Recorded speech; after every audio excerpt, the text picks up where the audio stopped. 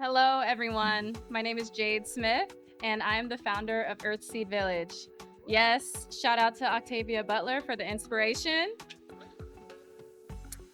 We are a homeschool collective and holistic learning community based in Inglewood and surrounding Los Angeles areas. And today I'll be sharing about two programs that I innovated for our collective, the Parent Playdate and the Co-working Playdate. Shout out to Earthseed, we in the building. But before we dive into that, I want to tell you a little bit about us. In 2025, I created this collective as a way to survive. I was navigating burnout, trying to raise my 3-year-old son while working a full-time job and also trying to homeschool him. I was desperately in need of community and more support, and I was tired of trying to be the entire village, and so I created one. Our first ever summer session started with 12 families and has grown very quickly under a year to now support over 30 families. So during my time with P4L, I interviewed 15 people within my community, and I learned that some of the reasons why people and parents are choosing to homeschool is that they themselves felt really stifled in their learning journey, that their natural gifts and talents weren't nurtured, and many felt like they were performing for the adult gaze rather than actually learning something meaningful to them. Some parents also reflected that they witnessed the spark leave their children when they entered school systems, and that they saw it return once they pulled them out. I also learned that even though parents are choosing to homeschool, ultimately they feel overwhelmed by trying to do it all alone, and that they need breaks during their day to refuel or to work on their own creative projects.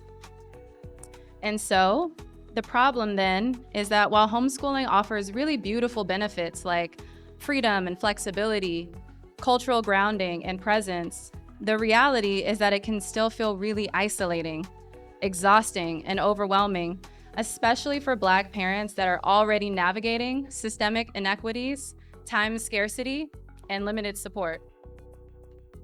So in response to this problem, I created the Parent Playdate.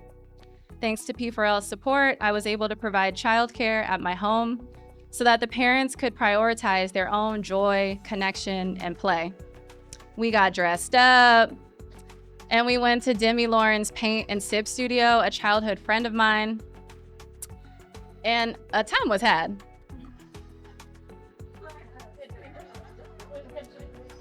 Parents shared that they really enjoyed our time together and wanted this to be a regular offering. But then I remembered parents also wanted space to work on their own projects. So I created the Co-working Playdate, a day where parents rotate childcare in exchange for time to work, rest, or simply enjoy a meal in peace. This program was a major success and really well received. I learned that collective care is essential for our survival. And when we as parents have opportunities to fill our own cups, we can continue to do the beautiful work of showing up for our children. Through this journey, I learned that Earthseed Village is so much more than a homeschool collective. We are revillaging. In a culture that expects families to parent and raise children in isolation, we are choosing intentionally shared responsibility, trust, and care. This means that we are creating a culture where children are being held by many trusted adults. Learning extends beyond school and into daily life. Reliable support is available for parents and caregivers. There's access to shared resources, knowledge, and lived experience. And safety is built through relationships, shared agreements, and consistently showing up for each other. So what's next?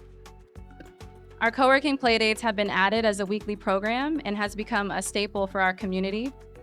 Earthseed Village is officially a nonprofit with the state of California.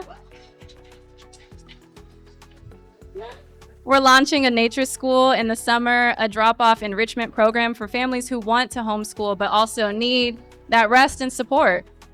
And we want to expand our programming by bringing in teachers and collaborating with other existing organizations. We plan to host family camps, retreats, and group travel. And our ultimate goal is to acquire land, to really ground our initiatives into a long-term land-based project. As Octavia Butler shows us, land isn't the end goal, it's a starting point. She writes that all that you touch, you change, and all that you change changes you. And reminds us that access to land determines who holds the power, who survives, and who gets a future. Thank you.